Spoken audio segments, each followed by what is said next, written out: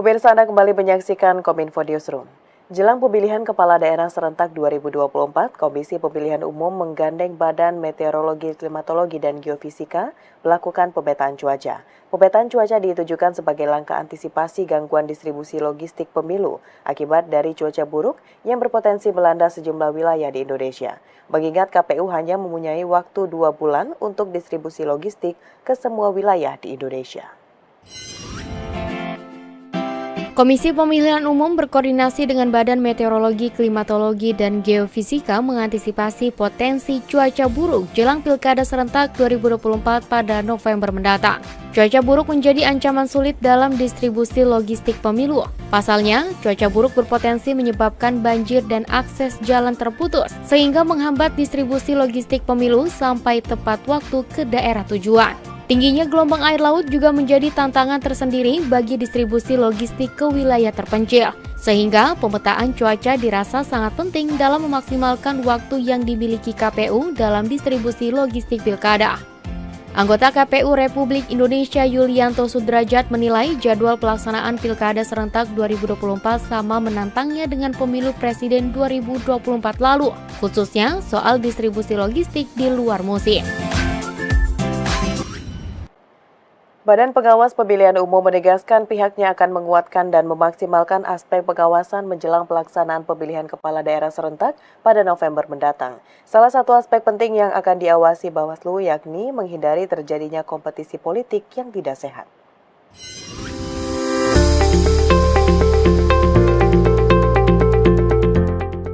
Badan Pengawas Pemilihan Umum menyatakan akan menguatkan dan memaksimalkan aspek pengawasan menjelang pelaksanaan pemilihan kepala daerah serentak 2024. Ketua Bawaslu Rahmat Bagja mengatakan salah satu aspek penting yang akan diawasi Bawaslu yakni menghindari terjadinya kompetisi politik yang tidak sehat atau tidak fair antara satu calon dengan calon lainnya.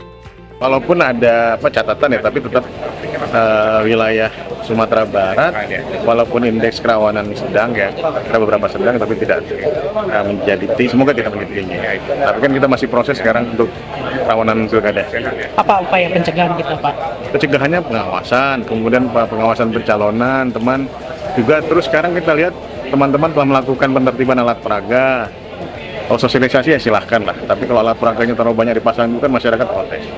Berdasarkan PKPU nomor 2 tahun 2024 tentang tahapan dan jadwal pemilihan gubernur dan wakil gubernur, bupati dan wakil bupati, serta wali kota dan wakil wali kota tahun 2024, Pilkada serentak akan dilaksanakan pada tanggal 27 November 2024 di 545 daerah.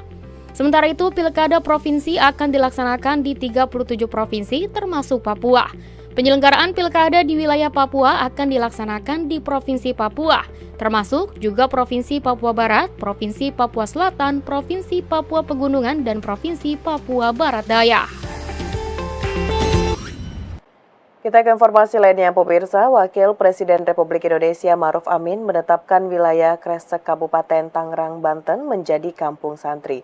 Penetapan itu ditandai dengan penandatanganan prasasti Kresek Kampung Santri sekaligus Puncak Gebiar Muharram 1446 Hijriah di Aula Syekh Astari.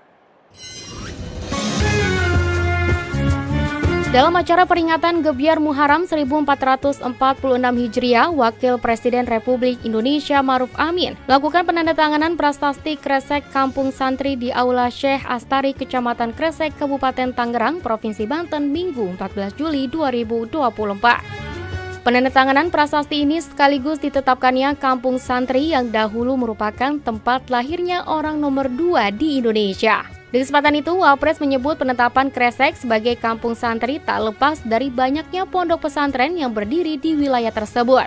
Ia berpesan agar penetapan Kresek menjadi kampung santri dapat menjadi motivasi agar pesantren-pesantren di Kresek berkontribusi bukan hanya di level kabupaten atau provinsi tetapi juga nasional. Saya kira kalau kita sekarang itu mensantrikan Kresek, maka kita harus mensantrikan Banten dan harus mensantrikan Indonesia. Maka saya bilang kita tidak perlu mengislamkan orang, tapi mensantrikan saja orang Islam.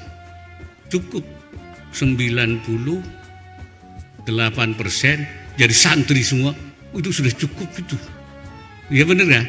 Makanya gerakan kita sekarang, gerakan santrinisasi dari Kresek untuk Banten dan Indonesia. Lebih lanjut, pada momen peringatan Tahun Baru Islam 1446 Hijriah ini, Wapres juga memaknai semangat hijrah menuju yang lebih baik, bukan melulu soal pindah secara fisik, melainkan juga soal pemikiran dan tindakan. Presiden Joko Widodo meminta petani untuk dapat memaksimalkan produktivitas kopi per hektar sebagai upaya untuk meningkatkan produktivitas kopi di Indonesia. Hal tersebut disampaikan Presiden Joko Widodo dalam keterangan persnya usai meninjau panen kopi di Lampung Barat pada Jumat 12 Juli 2024 lalu.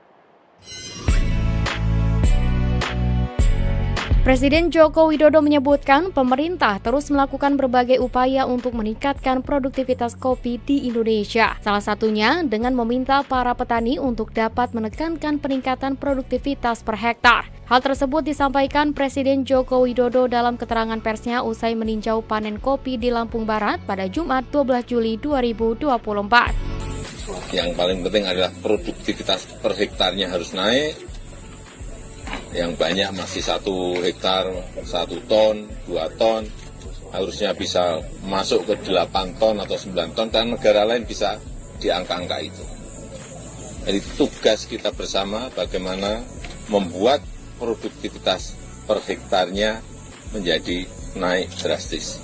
Presiden juga menyebutkan hal tersebut dapat tercapai dengan adanya perawatan yang baik, pupuk yang baik, dan jarak tanam yang lebih rapat sehingga produktivitas bisa naik dan meningkatkan kesejahteraan petani.